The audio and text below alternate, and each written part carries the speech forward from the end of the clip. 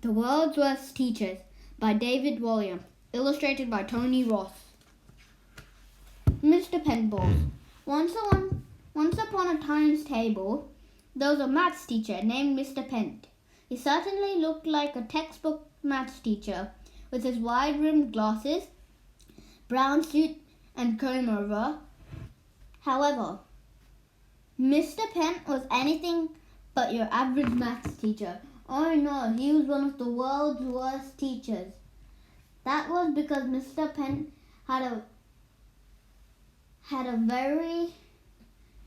Mr. Pence every waking moment was taken up by one dark obsession: balls. He had a deep loathing of them. But where did this strange fixation with this spherical object come from? Our story began when Mr. Pent was still a child. It is easy to forget that teachers were once children, but in most cases they are. Some babies you immediately know are destined to be teachers because they are born with a teacherly scowl and disapproval on their faces. As soon as he was put in his cot, Mr. Pent was counting the beads above his head. Soon he was writing complex mathematical equations with his alphabet spaghetti. It was when, as a toddler, he began giving his parents algebra homework that they knew for sure the little boy was destined to be a maths teacher. One day, when Mr. Pent was just 10 years old, he suffered a terrible accident. The boy was struck on the head by a ball, not just any ball, a demolition ball. As balls go, this has to be one of the biggest and heaviest there is. After all, it is made of steel and swung from a crane to destroy buildings. Bish, bash, bosh! Being a child whose fate it was to become a maths teacher, it will not surprise you to learn that Mr. Pent had no time for toys or games or anything that might be considered fun.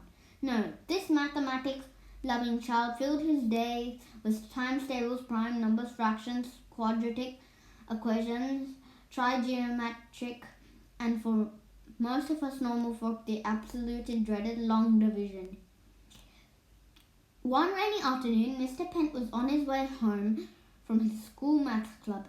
Maths club was the world's most boring after-school club. Mr. Pent was, in fact, the only member. Other strong contenders for the world's most after-school boring club was Punctuation Club, Staying in a Puddle Society, Basket Weaving for Beginners, Transporters Anonymous, Sitting in the Dark Society, Staring at Blank Wall Club, Traffic Cone Appreciation Society, Latin.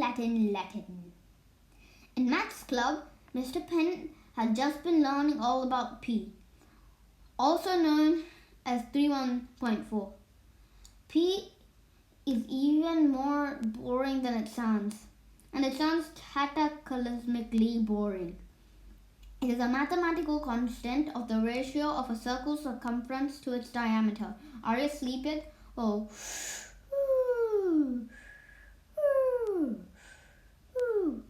If so, then good night. If not, read along. When Mr. Pent spotted a huge steel ball, he was eager to put the test of the whole circumference diameter nonsense.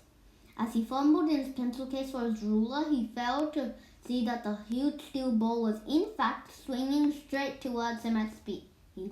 Whoosh! It was meant to destroy an old block of flats that was standing right behind him. Instead, it struck the boy on the head hard, really hard.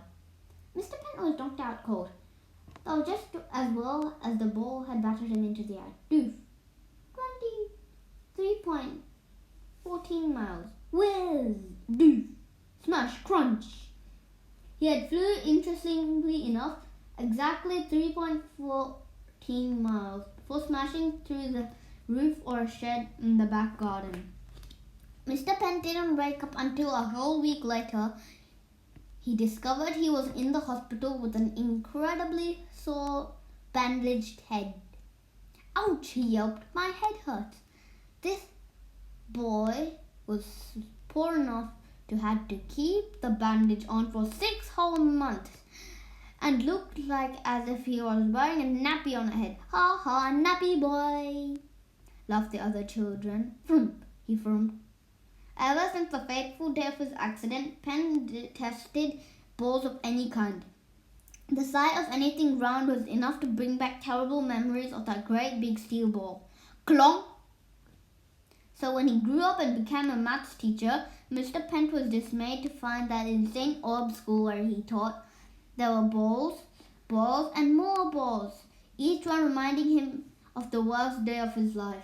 Balls here, balls there, balls everywhere. In the playground, in the footballs, tennis balls, even ping pong balls would bounce at him from every angle. Boing, boing, boing. On spotting one, his eyes would all but pop out of their sockets. His face would go a shade of purple. His glasses would steam up and his comb over would stick up on end. Balls! Mr. Pent would shout as he foamed at his mouth.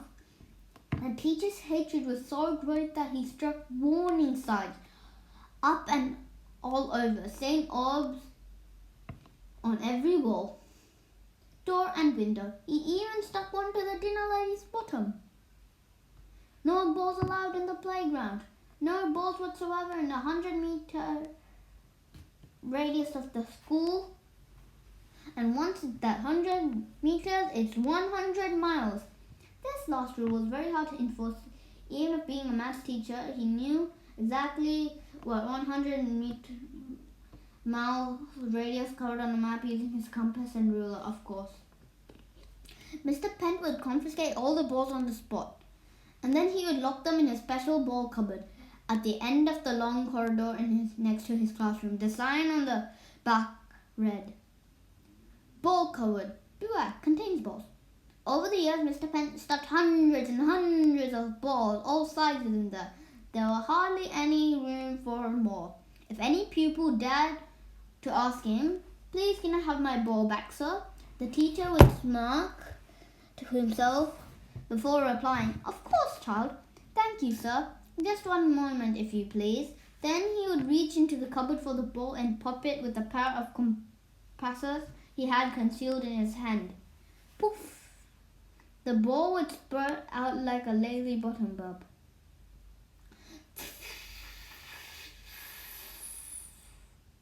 "There you are," Mr. Pent would say as he handed the deflated ball back to the child with a grin.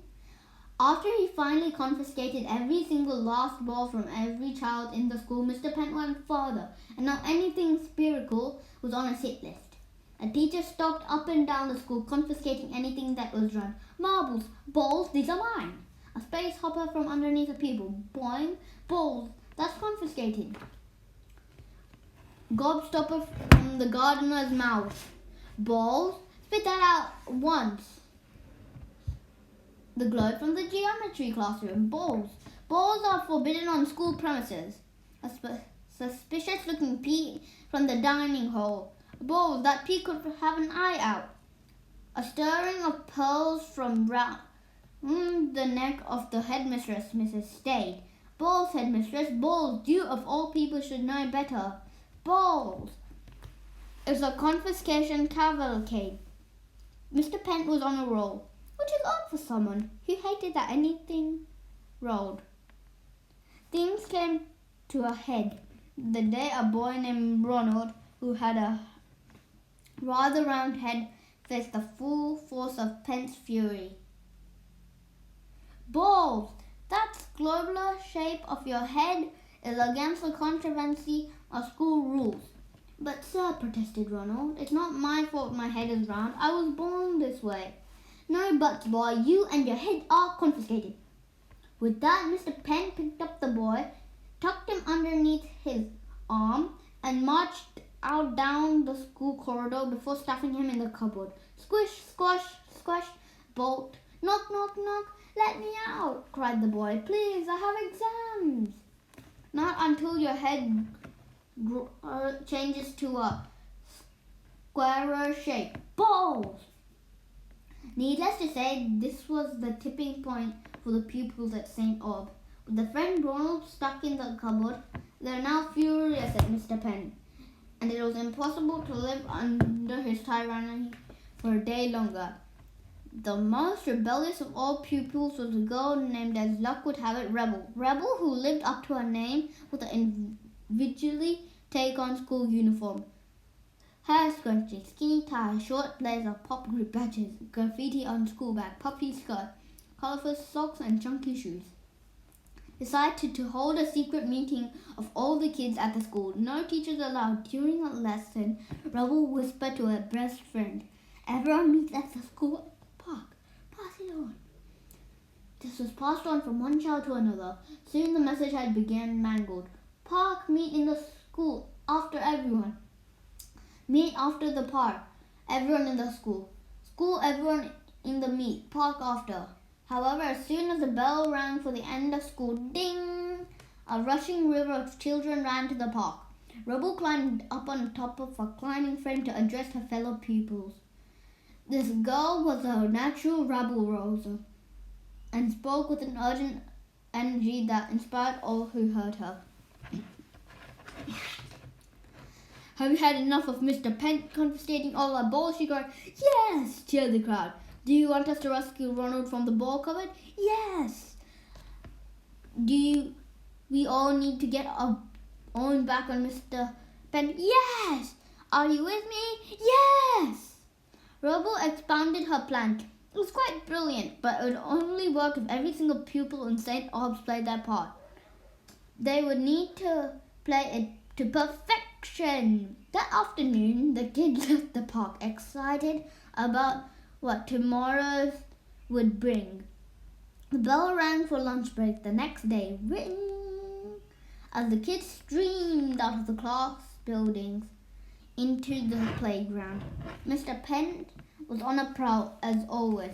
"Balls, balls, balls," he muttered to himself, his eyes darting from one spot to another. On Rebel's signal, it was time for the pupils to begin phase 1 of their plan. A group of kids began playing football, another group started playing cricket, still more played hockey, tennis, bowls, ping pong, and even snooker. Any game you can think of that involves a ball, they played it, as noisily and boisterous as they could. Goal, game, set, and match. Pass the ball. Except there was no balls, not one. The hundreds of kids were all taking part in a ginormous trick. Every single one of them was miming. Of course, Mr. Pent knew absolutely nothing of this scheme. How could he? The teacher could see all the kids running after a ball, kicking a ball, bowling a ball, hitting a ball, punting a ball. The thing was, he couldn't see a single ball. Mr. Pent exploded like an angry volcano. His face went fiery red. Steam came out of his eyes. His eyes boiled in his head. "Balls, balls, balls, balls," he kept shouting over and over again before he managed to bellow. "What is the meaning of this?" "What is the meaning of what, sir?" asked Rebel innocently as she sidled up to him. "The entire school is playing with..." He could barely bring himself to say the B word. But. "Balls!" "I know, Mr. Pence, sir. It's absolutely terrible that anyone would discard your rules." I know. Can they not read the signs? There, and there." The teacher began maniacally pointing at the hundreds of signs he had put all over the playground. "No balls. Balls are forbidden. How many times do you need to be told? Absolutely no balls." "Maybe you need to put up more signs up, sir," suggested Rebel with a smirk. No, he thundered. "These nasty little wretches have seen my signs. It's just that today I can't spawn a single ball." "You what, sir?" Rebel did her best look of incredulity. "Where are the balls?" "Wait, you mean to say you can't see any?" she asked mock innocently. "No," he boomed. This was very strange because there were balls everywhere. "Sir, balls? Where?" he demanded. "Look, sir, there's one," she said, pointing at nothing. Mr. Pence's piercing eyes followed her finger. "I can't see another ball, and another. Balls, where?" There, she replied. The balls were just going so fast They're a bit of a blur. You can chase after them. I'm sure you'll catch one. Mr. Pent passed his leather briefcase to the girl and took a deep breath. Hold this, he ordered. With pleasure, sir. The teacher began charging around the playground, bellowing. Ball! 2-0, called one kid. Out! Shouted another. Strike! Yelled a third. Mr. Pent was like a dog chasing its own tail. He went left, he went right, he went forwards and backwards. He spun around in circles. He even leapt in the air to intercept an imaginary ball. Then he slid onto the ground and stopped another one from rolling. Oof! Then he leapt on a ping-pong table to stop a third. The ping-pong table couldn't hold his ball. It broke, crunch, and tumbled out of the ground, taking Mr. Pent with it. Thud. Now he was rolling around the ground. Balls, balls, balls, balls, balls, he began muttering to himself over and over as if he'd gone bananas. Balls, balls, balls, balls, balls, balls, balls, balls, balls. The bell rang for the end of lunchtime. Ring, trying desperately to stifle their giggles. Tee-hee-hee. All the kids began packing up their imaginary balls before dashing to their lessons. Goodbye, sir, called out Rebel. I hope you finally find your balls. This caused a fit of giggles from the kids. Ha ha ha, balls, balls, balls, balls, balls, balls, balls, balls, balls. He carried on muttering. A window opened at the top of the school building and Mrs. Stade poked her head and shouted, P-E-N-T, Pent. Yes, balls? Headmistress, called back from the playground. I don't pay you good money to lie on the ground. Up, man, up, up, up. Mr. Pent scrambled to his feet. I'm so sorry, Miss Headmistress. Balls? I should hope so. Now off to your lesson, at once, and stop saying balls. Balls, yes, balls. All the kids had pressed their faces up against the windows. They were looking on with wide open delight. It was time for phase 2 of the plan. As a still dizzy Mr. Pent wobbled through the empty playground, Rubble gave the other an order. Now! From out of the windows of the school building, all the kids began throwing their ball they had secretly smuggled into the school that morning. Footballs, basketball, tennis ball, ping pong balls, softballs, and every type of ball you could think of was landed in the playground. Boing, boing, boing. They bounced it all around Mr. Pent. Some even bobbled on his head.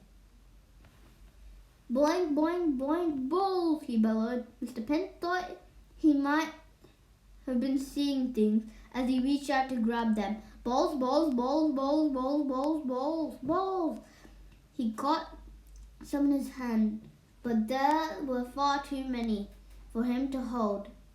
With a look of glee on his face, he began stifling the balls about his person. Footballs were squeezed down his trousers. Tennis balls up his jumper. Cricket balls under his arms. Basketballs under his chin. A dozen ping pong balls in his mouth. Looking as he'd been inflated, Mr. Pent waddled around the playground. Balls, balls, balls, balls, balls, balls, balls, balls, balls, balls, balls, balls, balls.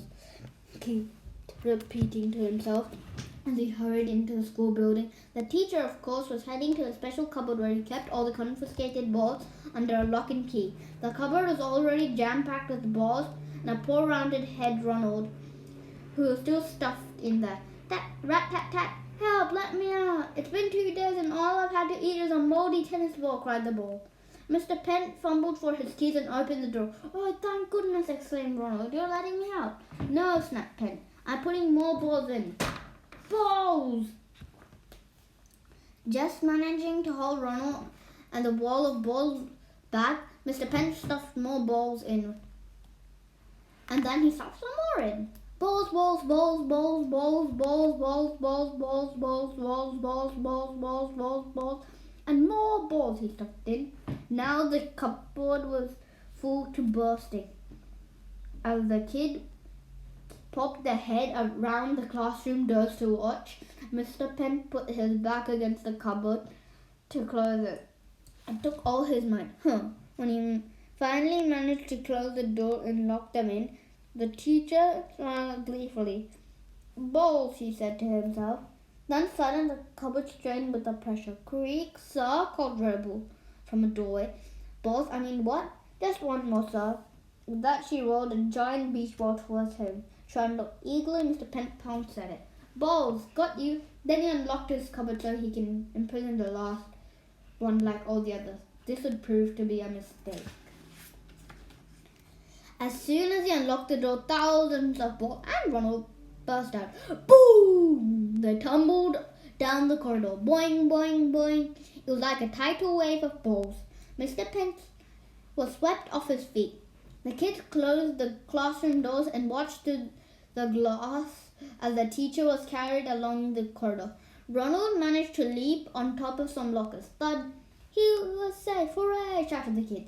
It's been 2 days and I really need the blue, the boy said as his teacher rushed past him. Whoosh! Balls! Screamed Pent. Help! Screamed Pent. The whole school looked down from the main building, but there was nothing they could do. Balls! Bawled Mr. Pent as he was swept through the school gate. He rolled down the road and all the way out of town. The balls rolled into the distance, taking Mr. Pent with him. The maths teacher was never seen again. From that day, the pupils at St. Aubs were happy. They could play all the ball games they liked. Why? But they still missed and felt sad. Why? Because they really missed winding up their teacher. After all else, why did he go to school? And that is the end of this story. Mr. Pent Balls. I hope you enjoyed it. Please subscribe and like the video. Bye.